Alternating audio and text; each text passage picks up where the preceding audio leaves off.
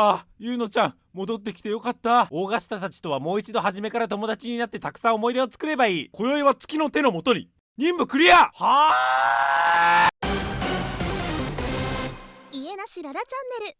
おはいえなし。この動画は名調バージョン 2.6 うがつ烈光向かう月光の超責任務2章9幕今宵は月の手のもとにのネタバレありダラダラ感想動画です。結論から言うと今回私はマジギレしてるんですが、一旦それは置いといて、まずは好きだったところをダラダラご紹介した後、マジギレポイントについてダラダラ切れたいと思います。まず今回私が一番好きだったところ、それはひりつく選択肢が多かったところです。これめっちゃ良かった。2章7幕の超責任務終了後の対フローバのこの鬼畜選択肢によって黒ゲームズは唐突に取り返しのつかなくなる選択肢を提示してくるどちくしょうであることが分かったので、そういった予備知識もあってか今回現れる選択肢もかなり緊張感を持って接することができました。特に安心して私を任せられるわの部分、その信頼を裏切らないようにしなきゃというプレッシャーから始まり、いざ自分がサトシの女に化身してみて初めて分かる葛藤、特に悪い未来が見えた時ですね。まさにひょうちゃんが言っていたような悪い兆しをありのまま伝えることによってむしろ悪い方向に傾くきっかけを与えちゃうんじゃないかという懸念と、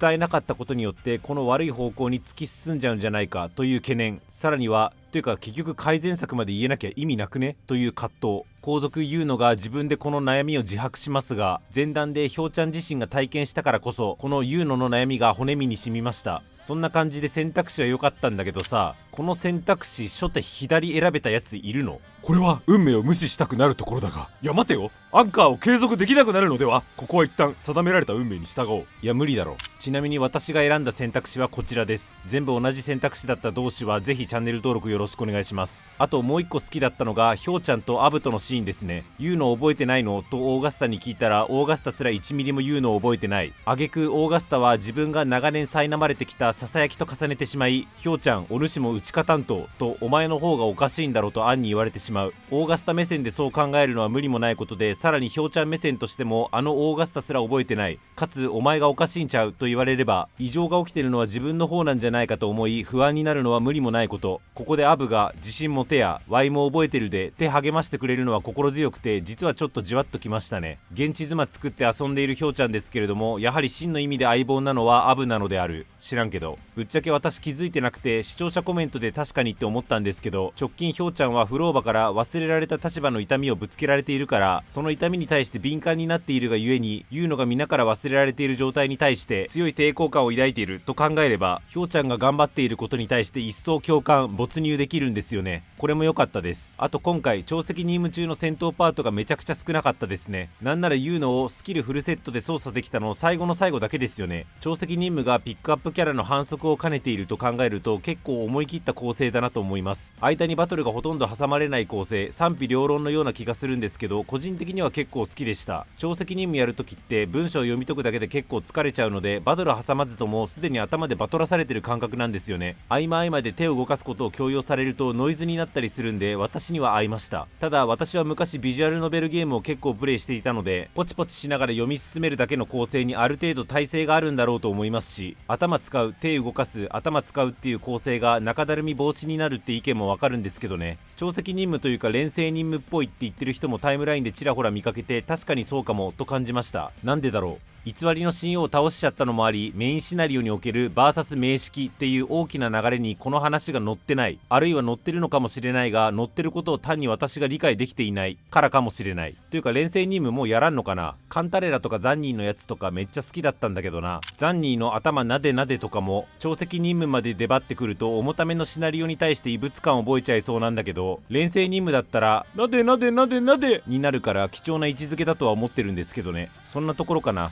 じゃあそろそろ切れていいですか？ハッピーエンドでもなんでもねえじゃねえかボケ！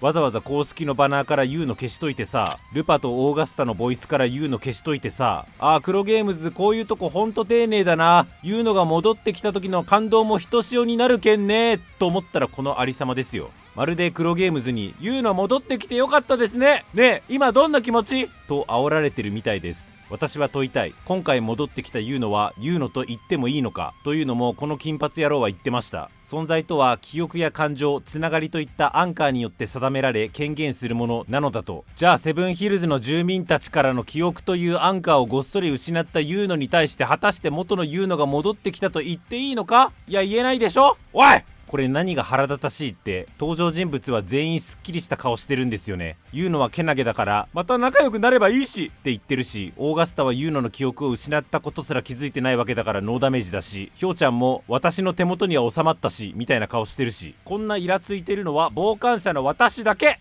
名調のキャラって魅力的なのもあって、私結構共鳴者間のつながりが好きです。ザンニーとフィービーとか、カルロッタとカンタレラとか、カンタレラとカルテジアとか、大多数の会話がヒョウちゃんと共鳴者の1対1になりがちなのもあり、貴重に感じているのかもしれない。その中でもオーガスタとユーノの関係もかなり好きだったんですよね。特にオーガスタ、やっぱ苦労人じゃん。大した才がないハンデを乗り越えて本人の努力で総督までのし上がれたけど、部下に野心家はいるし、元老院はタヌキだし、周りに気を許せるやつがいない。そんな孤独な存在への唯一の理解者がユーノ。それは日笠さんの神演技によって十二分に伺い知れたところだっつってんのに、そのユーノの記憶を取り除いたらオーガスタ今後どうすりゃいいんだよっていう。我が友ヒョウちゃんがいるから大丈夫だってか。それでいいのか。ヒョウちゃんはどう思ってんだよ。まあヒョウちゃんはそれでいいんでしょうね。そう、今回もヒョウちゃんがイケメンすぎる。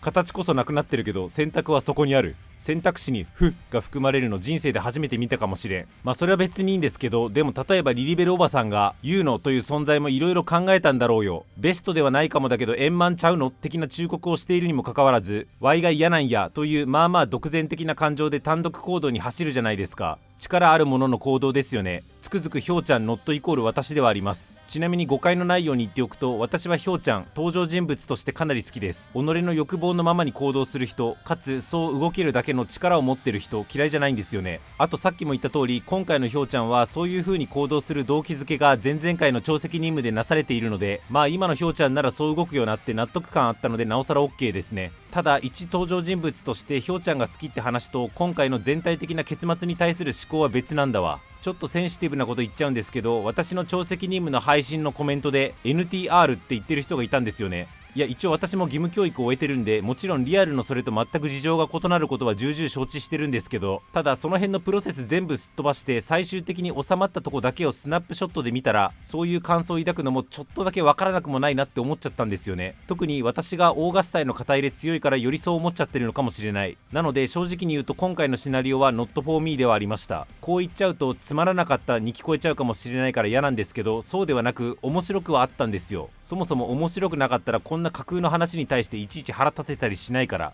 面白かったからこそ、そしてアビディウスの発言から黒毛が意識的にこのビターエンドを仕込んできたと確信しているからこそ、お前何してくれとんねん、おがゆの返せ Not for me だっていう怒りに打ち震えてるものだと捉えてください。あれですよ、ビターエンドが嫌だ、全部ハッピーエンドじゃなきゃ嫌だっていうスタンスでもない点も強調します。いや最悪ユーノ戻らなくてもよかったもん。ユーノが戻ってくるぐらいだったら戻らない方が良かったまである。っていうかさ、この1点だけはガチめの Not for me なんですけど、こういう結末にするんだったら小賀湯野の特殊演出、具体的には共鳴解放で太陽と月が被る演出、あとバトンパスする時に我が友とか呼んじゃう方の演出、これはいらなくなかったか。いやいらなくなかったかというか、むしろ入れてはいけないのではと思っちゃいました。いやわかるよ、プレイヤブルキャラとしての共鳴者は時系列として現在の共鳴者ではないのか断言できんけど、少なくともそう考える方が自然だってことぐらいは。だってフローは操作できるし、ルパと一緒に旅する前にルパ操作できちゃうし、だから今操作しているユーノが仲良し時代の小賀ユノだと仮定すれば別に何らおかしいことはないんですけど、でもそう仮定しちゃったら今私が操作しているユーノは超責任務を終えた時点のユーノではないってことになるよなと。いやいや、その時点の紆余曲折あったユーノをこっちは操作したいんですけどっていうね。いややっぱゲームシステム的にオーガスタだけはユーノのこと覚えてたでよかったんじゃないですかね。ボケ、写真ぐらいオーガスタと一緒に撮らせてもらってもよくない？写真すらオーガスタと一緒に撮らせてくれないなら、これからどうやってユーノとオーガスタは仲良くすればいいんですかねって話なんですけど。あとローカライズもっと金かけろ。これ次のクライマックスでオーガスタの記憶元に戻るんだろうな。以上です。まあこんな短い周期でバンバン新しいものを出してくれれば、そりゃ数回は Not for me なシナリオだって出てくるわなっていう気持ちではいます。前回だか前々回の動画でも言いましたが、むしろそういうシナリオをちょいちょい混ぜてくるぐらいの方が、次は鬼が出るか蛇が出るか感を覚えてこっちもワクワクできるので、この先も黒ゲームズには作りたいもの作り続けてほしいなと感じました。今参加中の V キャス杯の一環でリナシータ編の結末を視聴者と予想したんですが、マジで全く分かりません。ただ前回も言いましたが、私はオールスター戦大好き侍です。リナシータ編クライマックス PV みたいなやつマジ期待してます。頼むで。漂白者の方、ポジティブでもネガティブでも大歓迎ですので、長責任務の感想やリナシータ編の結末予想、あと初手左選べた人、ぜひコメントください。最後に1点宣伝。世界一わかりやすいユーノのスキル回し動画を公開中です。この動画は理論値とか DPS とかどうでもいい、私は推しキャラをいい感じに回したいだけなんだ、パワポを読ませるな、数字を見せるなというライト勢向けに最低限の回し部分だけを、ただしそこの部分については超わかりやすく紹介した動画です。フローバー、オーガスターと作ってきてようやくこなれてきた感覚があるので、こちらでも宣伝させていただきました。概要欄のリンクからぜひご視聴ください。以上です。家なしララは限りある時間で面白ゲームを最大限楽しむためのチャンネルです。今後作成する動画もお見逃しのないようチャンネル登録高評価よろしくお願いします。動画化するまでもない日常オタク語りを X で、表には出しにくい話やチャンネル運営話をメンバーシップで語っていますので、そちらのフォローも何卒おついえなし。